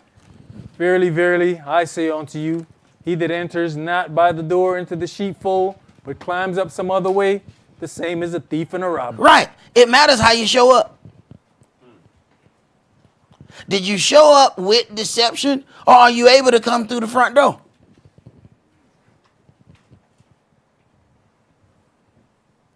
Go ahead. You know, another thing is, did you show up humbly? You know, you got people want to show up and they're already, I'm this and I'm that. To who and to where? Right. Well, go back there. If you hurry up now, you can still make it on time. In the words of my elder, just leave. Go ahead. But he that enters in by the door is the shepherd of the sheep. To him the porter opens, and the sheep hear his voice, and he calls his own sheep by name and leads them out. And when he Wait. Hold on. So he know his sheep? To him the porter opened and the sheep hear his voice. The sheep hear his voice. They recognize his doctrine. They don't recognize other doctrine. So the sheep can't be led astray because they don't follow other voices. They only follow the voice of the shepherd. See, sheep can't see that good, but they hear very well. So when they hear a voice that they recognize, they then follow that voice. So when a sheep or when sheep get led astray, you have to ask your question, how did they get led? What did they hear that they thought was the shepherd? Go ahead. And when he puts forth his own sheep, he goes before them, and the sheep follow him, for they know his voice. And a stranger will they not follow, but will flee from him. They will run from the stranger. So when somebody gets led by another doctrine, you have to ask yourself how. How did that voice sound the same to you? Because even when the people heard the voice of Yahweh, they took off running. They knew, though, the voice of Yahweh. They just knew it was so powerful they didn't want to be nowhere near it. But they wasn't confused. They weren't confused that it was, the voice of the devil. They knew it was the voice of Yahweh, but they said, look, we going to die. So when some sheep get led astray, how did it happen? Go ahead. When you look at verse 4, you got people who run around and want to open congregate or start congregations and do all that. But it says, and when he puts forth his own sheep, he goes before them. Are you going to take on that responsibility? Or you just want to be able to have a bunch of people in front of you? Man, we think this is like a hangout thing. So what folks do is try to mimic, and they want to set up, everything that they see within the congregation. They want to set it up at their house. So they look and they say, you know what, I'm going to buy me, one of those things just like the altar. I'm going to put it in there. But they got real dishes in there, all right? So then they come by, they say, oh, man, they got a fence out there. You know what? I'm going to build me a fence at my house. So they're gonna try to mimic the things of Elohim, and they think that they can just make that at their spot. But that way you ain't have to follow no instructions. That way you ain't got to listen to no man. That way you can do everything the way you want to do it and how you want to do it. That way, when unleavened bread comes, you can still have a muffin the size of this tablet and still not feel bad, because it won't be no man there to tell you, hey man, ain't you supposed to take that out? Go ahead. And a stranger will they not follow, but will flee from him, for they know not the voice of strangers. This parable spake Yahshua unto them, but they understood not what things they were which he spake unto them. Then said Yahshua unto them again, Verily, verily, I say unto you, I am the door of the sheep. All that ever came before me are thieves and robbers, but the sheep did not hear them. I am the door. By me, if any man enter in, he shall be saved, and shall go in and out and find pasture. The thief comes not, but for to steal and to kill and to destroy. I am come that they might have life, and that they might have it more abundantly. I am the good shepherd. The good shepherd gives his life for the sheep. Right. And when you find a shepherd today, they do the same thing. But they don't have to give their lives physically. What they do is they sacrifice for the good of the body.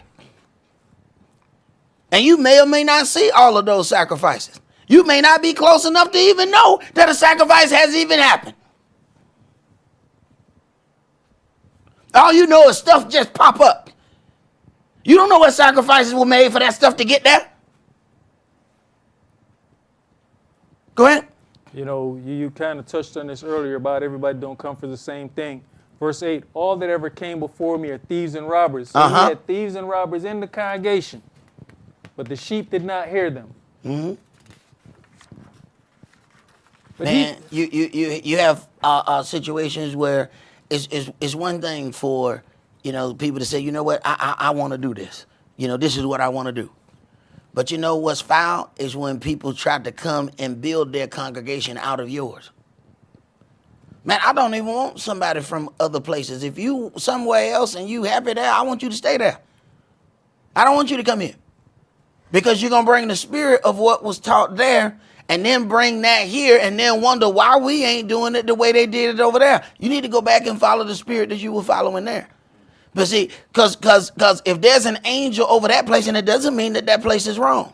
It means that there's a different angel operating there, and if that's what you're accustomed to, that's where you need to be. Don't try to come and try to convince this angel that he need to do what that angel did. You know, you should lead this congregation like the angel led the other congregation. You know what I'm saying? So they do a whole lot of drinking and smoking in the back. You should do that. So why don't you have why don't you do that? Well, y'all ain't got no holy weed or nothing like that? I mean, just put it in the same thing y'all burn the incense in. I'm going to give you a chance to leave now. I'm trying to tell you. Just leave! I'm going to record my elder saying that, and I'm going to play it. When somebody get on my nerve, hold on, give me a second. Just leave! You know what I'm saying? I ain't going to even say it myself. I'm just playing. Go ahead, bro. Verse 12. No, I ain't. But he that is an hireling and not the shepherd, whose own the sheep are not, sees the wolf coming and leaves the sheep and flees, and the wolf catches them and scatters the sheep. Uh-huh. The hireling flees because he is an hireling and cares not for the sheep. I am the good shepherd and know my sheep, and I am known of mine. As the Father knows me, even so know I the Father, and I lay down my life for the sheep. Uh-huh. And other sheep I have, which are not of this fold. Wait a minute. See, this is for all of those people that believe that the only people who can get salvation is the people who gather at their congregation. And other sheep I have which are not of this fold. If you think the only people who gonna get salvation is the people in this room, and only the people who visit this website, you got another thing coming. See, Yahweh has different roles for different individuals. They may like something else for another reason. They play in a different role. That ain't none of my business. I ain't dealing with none of that. I'm dealing with what he gave to me. Because if I decide that I'm going to try to walk how he led somebody else, now I have tarnished my salvation. But them people that I was following that I wasn't supposed to be following, they going to still get there. See, this is how you can get yourself killed. He gives you one thing, but then you say, I want to do what they did over there. Now, you going to be the fool left out. Because the place you left, they going to get their salvation. The place you went to, they going to get their salvation. But you're not going to get yours. Why? Because you're the only one that didn't follow your instructions. The place you left, still following their instructions. The place you went to, still following their instructions. You're not following yours because you're not going to the place that he sent you. Go ahead. Them also I must bring, and they shall hear my voice, and there shall be one fold and one shepherd. Therefore does my Father love me, because I lay down my life that I may take it again. No man takes it from me, but I lay it down of myself. I have power to lay it down, and I have power to take it up, to take it again. This commandment have I received of my Father. Uh-huh. Now, he doesn't say that he have this power of himself. I was given this by my Father. I was given this power when I was given this body. When I entered into this body, I was given power. Okay, so we on one accord. Even when it got time for that to happen, he asked his daddy, hold on now. Because everybody say, you know, I'm about that. I'm ride or die. I'm ride or die. Time to die. They be like, look, can I just ride and not die? You know what I'm saying? I know I said I was a ride or die. I would just like to ride, please. No. Look, you got to die. He asked. His daddy said there's no other way. All right. Okay, y'all. Get ready, for them that betray me is on the way. His daddy said there's no other way. Go ahead. There was a division therefore again among the Yehudims for these sayings. And many of them said, he has a devil and is mad. Why hear you him? Others said, these are not the words of him that has a devil. Uh-huh. Can a devil open the eyes of the blind? You see the division right there? Some people can see the works, others can't. Some people see the works in one way, and other people see the works in a different way. The same event happening to them all, but one man takes it like this, another man takes it like that. Go ahead. And it was at Jerusalem, the feast of the dedication, and it was winter. And Yahshua walked in the temple in Shlomo's porch. Then came the Yehudis round about him, and said unto him, How long does you make us to doubt? If you be the Mashiach, tell us plainly. Yahshua answered them, I told you, and you believe not. The works that I do in my Father's name, they bear witness of me. But you believe not, because you are not of my sheep, as I said unto you. My sheep hear my voice, and I know them, and they follow me. And I give unto them eternal life, and they shall never perish. Neither shall any man pluck them out of my hand. So it's not possible for the sheep that were sent to him to be lost. Only the things that were never sent to him can be lost. It's not possible. Go ahead. My Father, which gave them me, is greater than all, and no man is able to pluck them out of my Father's hand. I and my Father are one. Then the Yehudis took up stones again to stone him. Right. Yahshua, Here we go. They can't accept that because they are dealing with what they know on a natural level. Go ahead. Yahshua answered them, Many good works have I showed you from my Father. For which of those works do you stone me? The Yehudis answered him, saying, For a good work we stone you not, but for blasphemy, and because that you, being a man, make yourself Elohim. Yahshua answered them, Is it not written in your law? I said, You are gods? If he called them gods, unto whom the word of Elohim came, and the scripture cannot be broken. Right. You a God, little G. Ain't nothing worse than the little G thinking he a big G. Now they show you that in preschool. Maybe we need them piece of paper that got them lines on it. You know what I'm saying? They gave you them big line when you're in preschool. And they be like, look, so you know little G go to the middle line. Big G go to the top line. You need to know if you a little G or a big G, ain't nothing worse than little G think he big G. Go ahead. Say you of him, whom the Father has sanctified and sent unto the world, you blasphemous, because I said, I am the Son of Elohim? If I do not the works of my Father, believe me not. Right. See, they see the works, they behold the works, but they cannot accept them. And see, that's what happened. People come among you, but they hate you the whole time. It's people looking at this website right now and they can't stand me. But they'll be looking tomorrow. And they'll be on next week. I'm talking about they gonna be there before y'all get there, but I can't stand them. But shut up, y'all, he on. Why you keep tuning in? They hate you, but they love what you've sacrificed to build. So they want to come and be a part of what you build, but they hate you. Go ahead. But if I do, though you believe not me, believe the works, that you may know and believe that the Father is in me and I in him. Therefore they sought again to take him, but he escaped out of their hand. Right. Let us hear the conclusion of this matter. Let's go to Psalm chapter 41.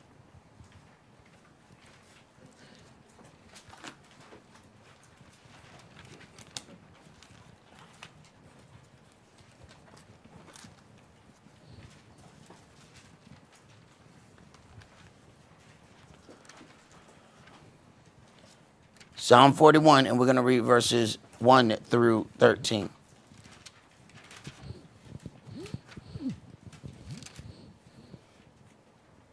Verse 1. Blessed is he that considers the poor. Yahweh will deliver him in time of trouble.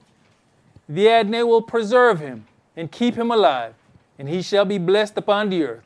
And you will not deliver him unto the will of his enemies. Right, and that bothers people when they can't figure out how you've done some things, when they can't figure out how are you able to survive under this kind of pressure. They will take every other thought process instead of thinking because Yahweh has ordained it so. Go ahead. Yahweh will strengthen him upon the bed of languishing. You will make all his bed in his sickness. I said, Yahweh, be merciful unto me.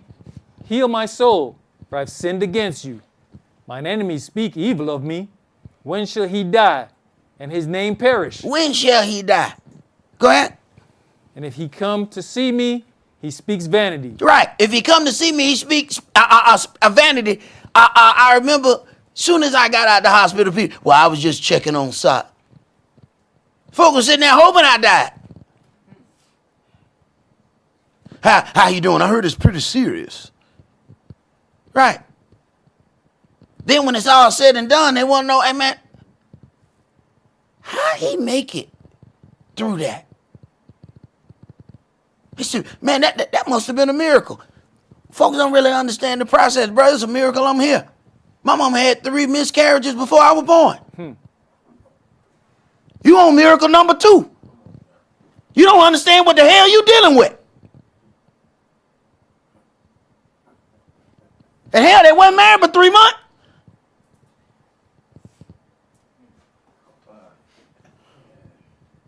People say, well, you know, you born out of such and such. Let me tell you something. The only reason they were together to make me. And the devil tried to kill me 3 times. But here I am. So I was born for this. So if you're trying to count the miracle, you already missed the main one.